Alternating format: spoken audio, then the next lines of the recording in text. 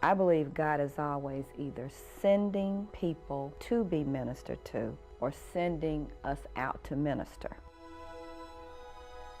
Imagine for a moment if every person who crossed your path was sent by God.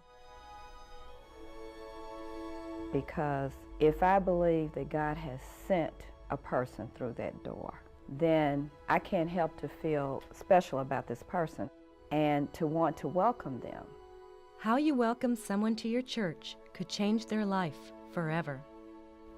I just didn't think God would want me back. I had done so many bad things. Richard Kimbrough was on his way to buy bootleg whiskey one Sunday morning. He stumbled into C. Hubbard United Methodist Church instead.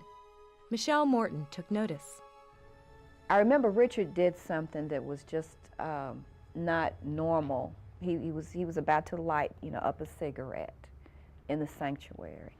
And I just went over and said, "Hey, let me show you where our smoking area is." Once outside, they talked, and a connection was made. I felt that I was welcomed, that they cared about me, even when I did something to disappoint them. Good morning, how you doing? 13 years later, this ex-con now greets at the same church he almost walked by. You want to express to a person that, God loves you. God will take you anywhere you are. And that's what we try to do. How you doing this morning? Michelle's been a member here for years, but says membership doesn't guarantee inclusion. You have to recognize that there are many people within the church family, within the congregation, that still may not feel included or nurtured. How you doing? How are you? And they may have been coming for years. So she's always searching for ways to connect the congregation with each other. You've met her daughter-in-law, Jackie. When you greet someone, you can immediately think of someone in the congregation that might connect to that person. The best way to connect is through introduction. It's a skill Michelle thinks church culture has almost lost.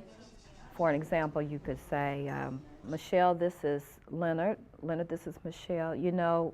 Leonard, Michelle is in similar work to yours. I know you feel as well as I do." How does one learn to connect with a visitor or even someone in your own church? It's a talent you already possess. How do you do it with a friend? How do you do it with a family member? And that same style is perfect because that's your style.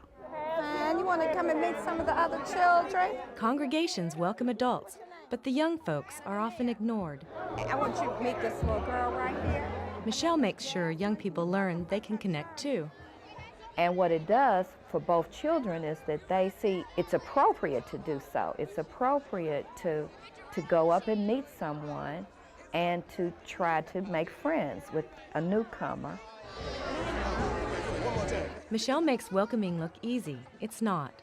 To succeed, you've got to step out of your comfort zone, take a risk. I believe that once you are seeing yourself as a facilitator, then you'll be surprised at other ideas that will come to you about ways to reach out and ways to invite people.